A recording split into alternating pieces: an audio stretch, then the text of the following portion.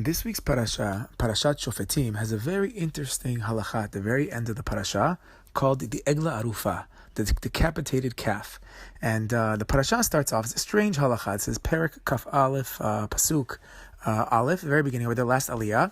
Ki matzeh halal ba'adama, if you're going to find a dead body, a corpse in the land, in the land that God's going to give us to inherit, nofel basadeh. It had fallen in the middle of the sadeh, in the middle of the field. Lo noda mihikal. We don't know who murdered him. It's a murder mystery. So the pasuk goes on. Next pasuk, vayetzu zekenecha v'shoftecha. The elders are going to go out. The judges are going to go out, and they're going to measure the closest city to the dead body. And then the city that's closest to the dead body, the elders of that city are going to come out with an egel, with a calf, with a little heifer, and it hasn't been worked. There was special halachot of what kind of land they have to go to, but they go with this egel, and the kohanim are going to come with them, and they're going to decapitate the cow. They're going to take an axe to the back of the neck of the cow, and then the zkenim, the elders, are going to wash their hands over the calf, and they're going to say that our hands did not spill the blood, and we didn't see what happened. And Hashem, please bring a kapara, kaper la'amecha Yisrael asher padita Adonai, v'al titen dam naki b'kerev amecha Yisrael, v'nikaper lahem adam. And he says, please Hashem, atone for the Jewish people that you've redeemed. Hashem, please do not place innocent blood in the midst of your Jewish people. And there's basically a prayer for kapara. And then this whole ceremony is going to act as a type of kapara, a type of atonement for the death. So what in the world is going on? You're taking a calf, you're killing it in the middle of the field, the closest city. Like, what's happening over here?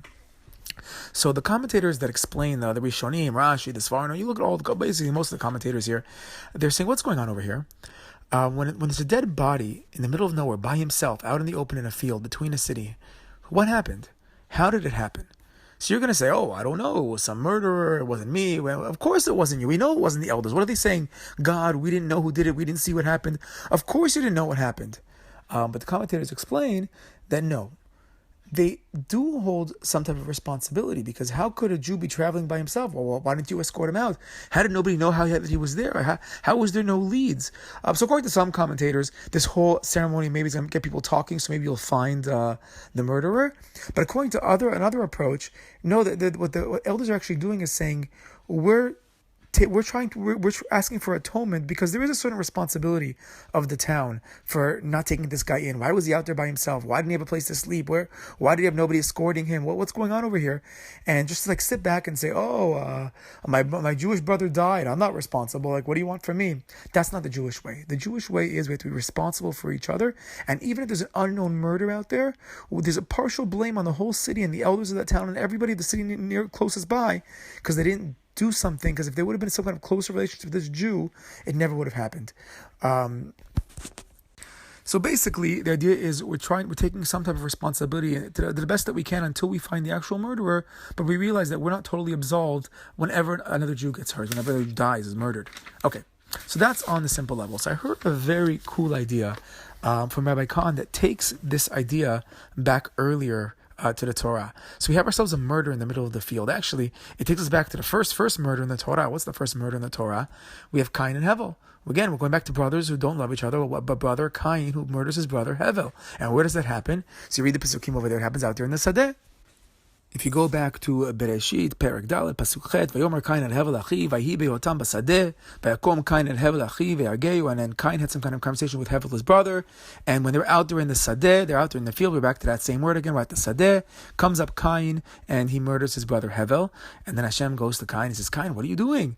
Where's your brother? Hey, Hevel achicha. Actually, doesn't say what are you doing. He first asks Kayin, where's your brother? And says Kayin, lo yadati, hashomer achi anochi. I don't know. Am I my brother's keeper? Hashomer achi anochi. And what's the answer? Really, yeah, you're supposed to be your brother's shomer. How what's going on over here? How do you not know what happened to your brother? We know he murdered him, and it's really bad. But even if you didn't have murdered him, you have responsibility. You are shomer achi. Like, what's going on? Okay, so that's one of the earliest connections to Egla Arufa and the Sadeh, the murder out there. But Chazal actually don't take that route. In the Midrash, they actually connect this story to a different fight amongst brothers, and they connect it back to Yosef. What happened with Yosef? If you go back to Parashat Vayigash, Perek Mem Hey, Pasuk Kav Zayin, so after Yosef reveals himself to his brothers, so he tells them, go back and tell my father that Od Yosef Chai, I'm still alive, and I'm in charge of all of Egypt, and they were worried. They're like, oh, our father is not going to believe. He says, no. He says, Vayidibru alav et kol divrei Yosef asher diber aleihem, vayarat hagalot asher shalach Yosef laset oto, vatahei ruach Yaakov avihem. And now originally, at first, Yaakov didn't believe the brothers when they said Yosef was still alive.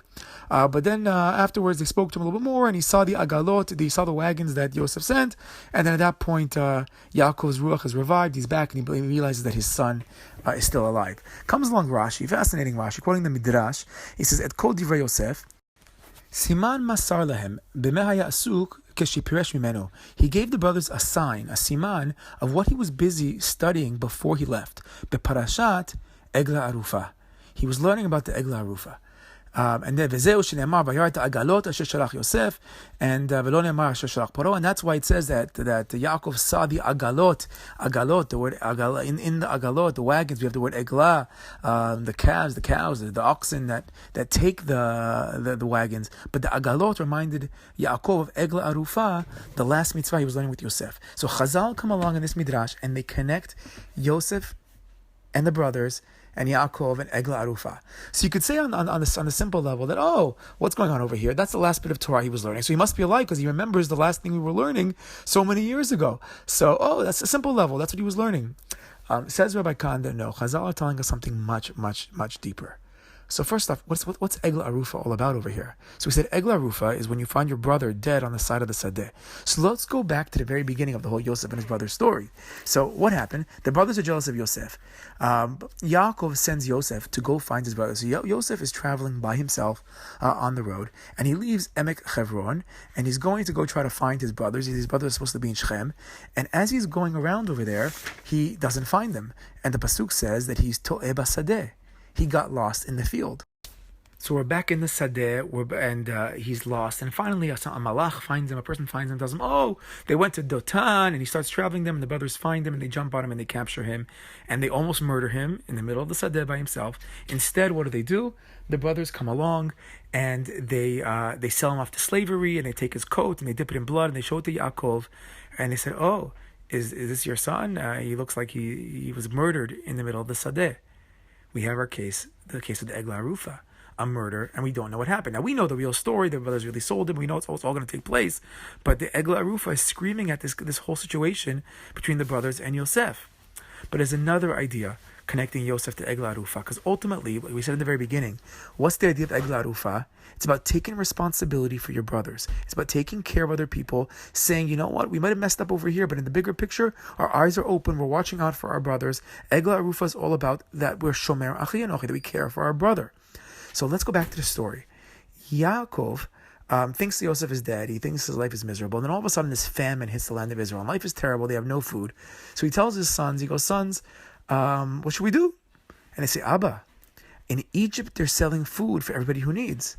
And Yaakov is astonished by this. How in the world can they be selling food in Egypt? You know, if you have food and everybody else doesn't have food, what did you do in the old days? You wait till everybody gets really, really weak, then you go in there, you murder everybody to conquer everybody and become this powerful empire that controls everything through force.